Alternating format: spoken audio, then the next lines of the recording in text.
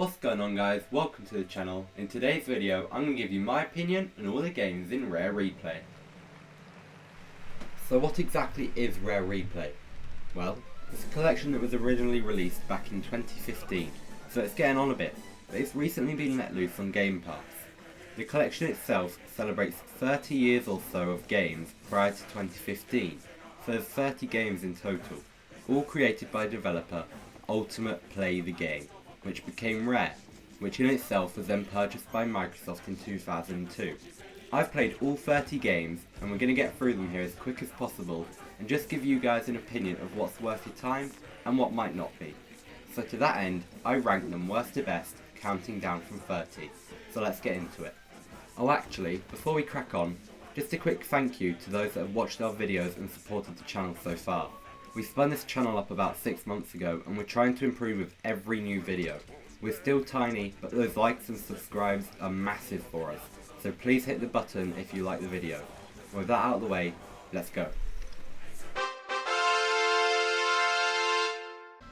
At number 30, the medal for the worst game in this whole collection is, in my opinion, Banjo-Kazooie.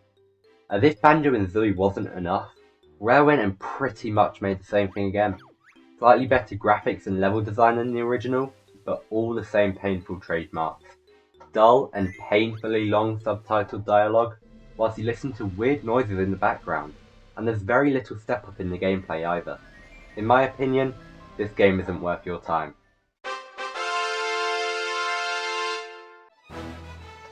At 29, it's Jet Force Gemini, a hit on Nintendo 64 with good graphics for 1999, but it just feels weird now.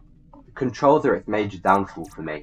I spent a good portion of the short time that I spent on it rolling around the floor without being able to get up. And when I did manage to stand up straight, it still didn't give me any feeling of wanting to persevere with it. So I didn't.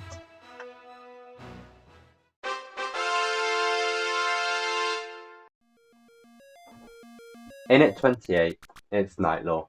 This was a tough one. I know that Nightlaw was a big deal after it released in 1984, and that it was a significant game with its use of graphics and perspective, and I can understand why, but honestly, it just felt frustrating, and a bit naff. Some old games get on by charm, but this one didn't for me.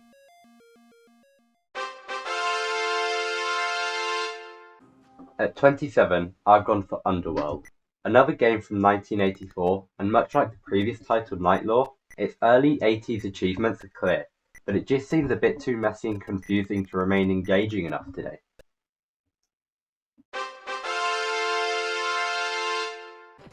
At 26, it's Banjo-Kazooie, one of the best games of the Nintendo 64 era, and while it still has some charm, it's just painful to sit through.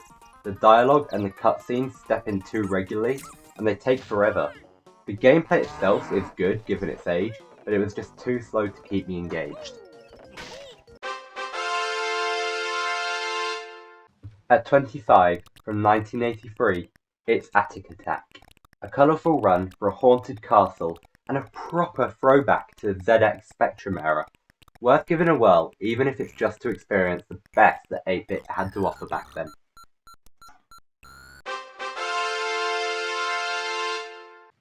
'24 on the list is Sabre Wolf.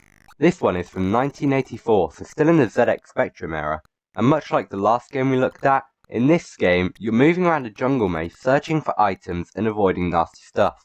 Again, if it's a sample of early 80s gaming you're after, or perhaps a nostalgia hit, then this is worth a look. 23 is Gunfight. This is a title from 1985 in which you play the sheriff, who's tasked with cleaning up your town of all the bad dudes. It's kind of a mix of a shooter and a mid-80s tech open world.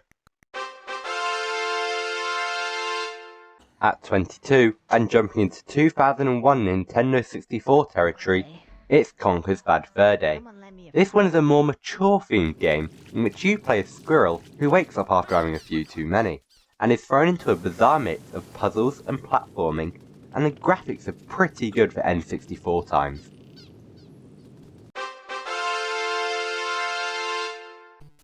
At 21, it's Snake, Rattle and Roll from 1990.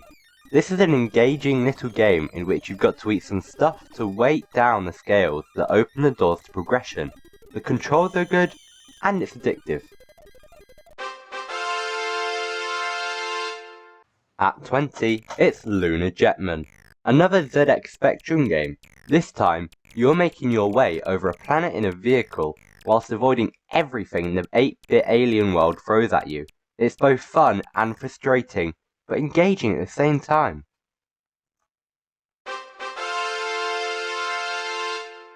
At 19, back again with the third installment of Banjo-Kazooie, and this time it's Banjo-Kazooie Nuts and Bolts. This one came out in 2008, so 10 years after the original, and this time it was on Xbox 360. The graphics are obviously a massive step up, and there's some interesting and curious gameplay changes from the previous games, but I must admit I was already tainted by the first two games after playing them back to back.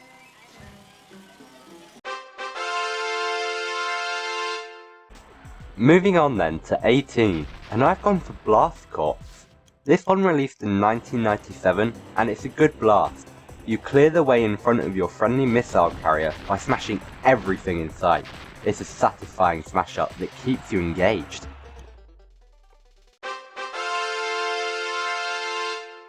Moving on then to 17 with Viva Pinata Trouble in Paradise.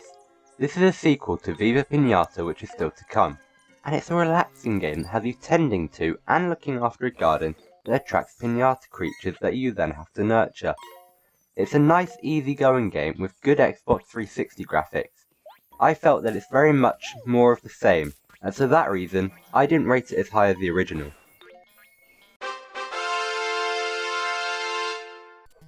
'16 is Digger T Rock. In this one, you're tasked with exploring underground environments, solving puzzles, and navigating your way to finding treasure, all in typical 1990 graphics. It's fun once you get the hang of it, if a little annoying at times. 15 is Solar Jetman, again from 1990, so expect similar graphics to the last one. It can be pretty challenging at times as you search for parts for your damaged spaceship, but once you get to grips with the mechanics, it's a great little game.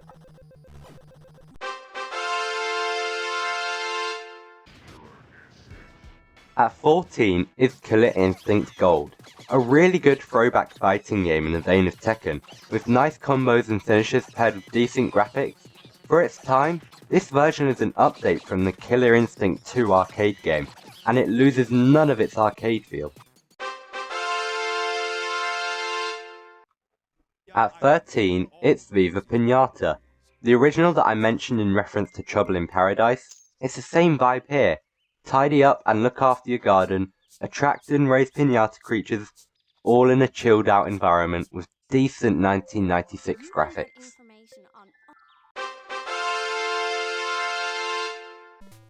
At number 12 is Cobra Triangle. In this game, you're in control of a speedboat and there are plenty of variety across levels. You've got races, battles, obstacles, all with good controls, and it's a lot of fun. Released in 1989 and punching above its weight for fun and playability.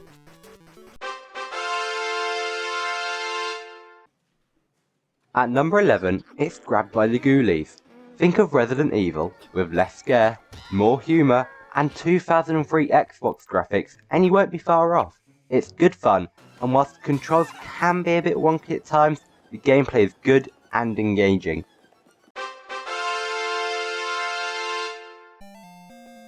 Okay, we're on to the top 10 now, and first up is Slalom. This is a 1987 title that has you doing what you'd expect, trying to go down ski slopes in the quickest time, whilst making the gates and avoiding obstacles. On the face of it, it's pretty standard, and I found the turns tricky to master, but that didn't stop me from wanting to go back for more.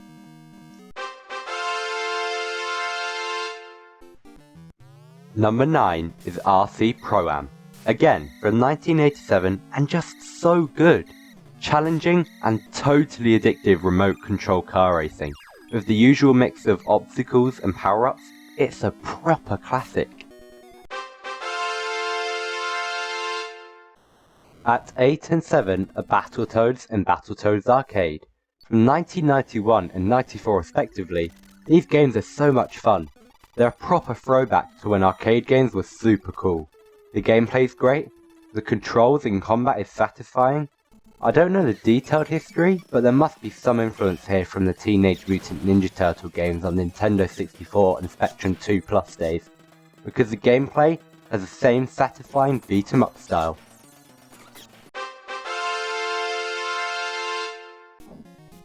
At 6, it's RC Pro-Am 2. This is RC Pro-Am, but better. Improved graphics, new tracks, and the gameplay feels smoother, but it still packs the same challenge. It's a great game, massively addictive and great fun. At 5, from 2005, it's Perfect Dark Zero, the sequel to Perfect Dark, and whilst it's not as good as the original, it's still a great first-person shooter from the Xbox 360 era. There's a good assortment of missions, weapons, and gadgets, and whilst it might not be as good as the original, it's well worth a look. At 4, it's Cameo, Elements of Power. It's another one from 2005, and it's a really smart game. You play as an elf trying to rescue a family, but its trump card is your ability to change into elemental forms, which each bring different skills, and are suited to different situations. The controls and graphics are great, and gameplay is engaging and slick for an almost 20-year-old game. At number 3, the classic that is Jetpack. The controls are simple and it's so easy on the face of it. Shoot and avoid nasties, pick up parts, fix spaceship, take off, repeat. But being so easy in premise means that when you die, you have to go back and prove to yourself that it is in fact easy. And that in dying, you just maybe took your eye off the ball. I know, there's some weird irony in there somewhere, but ultimately, this is a classic retro game that every gamer should sample. Number 2 in the collection is, in my opinion, Perfect Dark. Another classic that was a proper step up in 2000 when it released. The graphics were great at the time, but it's the gameplay engagement and the quality of the campaign that keeps wanting you to make progress. There's definitely GoldenEye vibes going on here, which is not surprising as rare games develop that as well, and it's a good thing, because it's that DNA of gameplay that makes you want to keep going.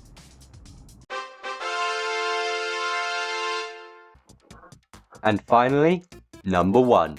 If you made it this far, then thank you for sticking around, and please drop us a like and subscribe for more, it's really appreciated.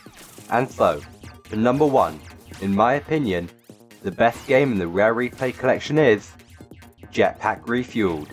The recipe is easy.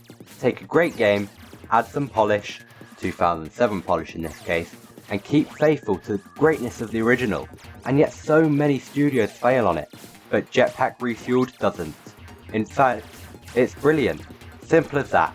My comments about the original all ring true here. You just get a better visual experience with the same retro vibe and ultimately a brilliant game. Nostalgia, curiosity, research, fun, it doesn't matter why you play this game, all that matters is that you do. And that's it. Again, thank you so much for watching. If you enjoyed the video, please make sure to like, subscribe, and we'll see you in the next one. See ya!